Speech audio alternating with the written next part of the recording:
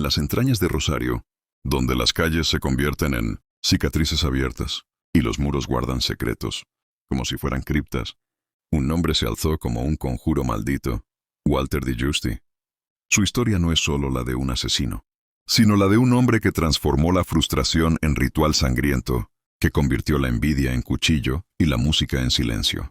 Cada paso que dio, cada golpe que descargó, cada puñalada que hundió en la carne de sus víctimas, fue como una ofrenda a un altar invisible. Un sacrificio que resonó en la ciudad como un eco interminable. Rosario, ciudad de luces y sombras, se convirtió en escenario de un descenso al inframundo. Allí, entre casas humildes y calles estrechas, se tejió una historia que aún hoy se recuerda con un estremecimiento ritual. No fueron crímenes comunes, fueron actos ceremoniales, marcados por la furia y la frustración de un bajista que nunca alcanzó la música que soñaba. Frente a él, la figura luminosa de Fito Páez, pianista que transformaba la pérdida en melodía, se convirtió en espejo y enemigo invisible. La envidia se transformó en veneno, y el veneno en sangre. Walter Di Giusti, también escrito de Giusti, estudió en el Liceo Dante Alighieri, donde conoció a Páez. Allí, entre pupitres y pasillos, se cruzaron dos destinos: el del músico que sería ícono y el del hombre que se hundiría en la oscuridad. Di Giusti tocaba el bajo en una banda de metal, mientras Páez tocaba el piano y vivía con su padre y sus abuelas.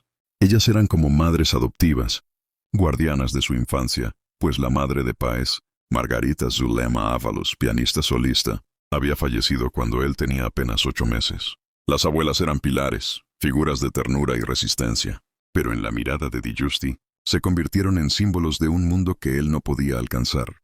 La música, la familia, la luz, todo lo que él no tenía, todo lo que se le escapaba, se transformó en resentimiento. Y el resentimiento, como un río subterráneo, comenzó a crecer hasta desbordarse en violencia ritual. La serie de asesinatos comenzó el 31 de octubre de 1986. La fecha, marcada por la cercanía del Día de los Muertos, se convirtió en un presagio.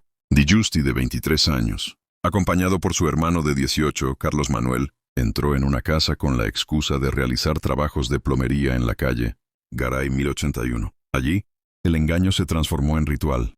Golpeó y apuñaló hasta la muerte a 2 mujeres: Ángela Cristofanetti de Barroso, 66 años, y su hija adoptiva, Noemí, 31. La sangre se derramó. La casa se cerró. El silencio habló. Ese fue el inicio de la espiral. Como en los mitos del inframundo, el primer sacrificio abre la puerta a otros. La violencia se convirtió en camino, y el camino en destino. Una semana después, el 7 de noviembre de 1986, en la calle Balcarce 681, la sombra volvió a descender. Allí vivían las abuelas de Páez, guardianas de su infancia. Allí, la música se transformó en grito. Los hermanos Di Giusti asesinaron a tiros y puñaladas a Belia Delia Zulema Ramírez, de 76 años, a Josefa Páez, de 80 años, y a Fermina Godoy, empleada doméstica de 33 años, embarazada. El crimen fue brutal, pero también simbólico. No solo arrancaron vidas, arrancaron raíces. Las abuelas eran el sostén de Páez, las figuras que lo habían criado, las voces que lo habían acompañado en la ausencia de su madre. Al destruirlas, Di Giusti no solo mató, profanó. La ciudad entera se estremeció. Rosario se convirtió en un templo de luto. Las calles se llenaron de rumores, de miedo, de silencio. Se decía que los Di Giusti conocían a sus víctimas, que frecuentaban sus casas, que la traición había sido íntima. La sangre se derramó. La casa se cerró. El silencio habló. El 4 de diciembre de 1986, un mes después, Di Giusti, ya como agente de policía, se presentó en la subestación de Pueblo Ester, a 15 kilómetros al sur de Rosario. La ironía era evidente. El asesino se ocultaba bajo el uniforme de la ley. El verdugo se disfrazaba de guardián. La policía tardó casi un año en resolver los crímenes. La revelación llegó por un detalle ritual: un collar. Una persona transgénero de la zona llevaba un collar que había pertenecido a las abuelas de Páez. Ante un agente encubierto, confesó que se lo había regalado su novio Walter. Ese objeto, cargado de memoria y sangre, se convirtió en prueba. Al día siguiente, la policía allanó la casa de la familia Di Giusti, en la calle Güemes 230.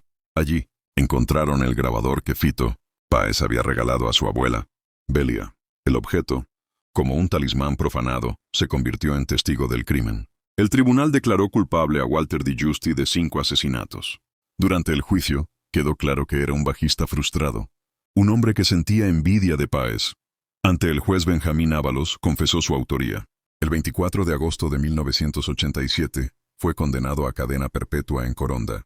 Su hermano obtuvo libertad condicional, pero la policía lo vigilaba. La sombra no se disipaba. En prisión, DiGiusti recibió una jubilación forzosa de la policía. El 70% de su salario durante 6 años. Era como si el sistema lo alimentara, como si el verdugo siguiera recibiendo tributo. En mayo de 1996, la defensa apeló y la sentencia se redujo a 25 años. En 1997 se redujo aún más, 24 años y 7 meses. La enfermedad llegó como castigo ritual. En prisión contrajo VIH. Los forenses informaron que estaba prácticamente ciego. Ese detalle, la ceguera, se convirtió en símbolo. El verdugo que había visto demasiado, ahora condenado a la oscuridad. El juez Lura estipuló arresto domiciliario, pero la sombra no se detuvo. Un año después, vecinos informaron que DiGiusti deambulaba por Rosario, que iba a un bar en San Luis y Balcarce, que conducía un Fiat 600 amarillo. El condenado se jactaba de haber cumplido su condena. La burla era evidente. El inframundo había abierto sus puertas, y el espectro caminaba entre los vivos. El juez Ábalos verificó las irregularidades y contactó al juez Lura. El 19 de mayo de 1998, el gobierno provincial lo exoneró de la policía y exigió la devolución del dinero recibido. El 27 de mayo se comprobó que no estaba en su domicilio. El 3 de junio fue enviado nuevamente a prisión. El 8 de junio sufrió un desmayo. El 10 de junio fue trasladado al Sanatorio Americano. El 12 de junio de 1998 murió. La historia de Walter DiGiusti no terminó con su muerte. Su sombra sigue caminando por Rosario, como un espectro que se niega a ser enterrado. Los bares, las esquinas, las casas antiguas aún guardan su eco. El crimen se convirtió en mito, y el mito en advertencia. La envidia, la frustración, el resentimiento. Fuerzas invisibles que transforman a un hombre en verdugo, a un músico frustrado en asesino ritual.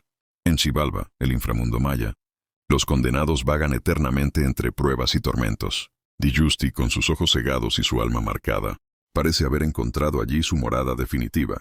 No hay redención, no hay perdón, solo un eco que repite su nombre en la penumbra. Walter DiGiusti, el bajista que ofreció sangre en lugar de música. Y así, cada vez que Rosario recuerda, las calles se oscurecen un poco más.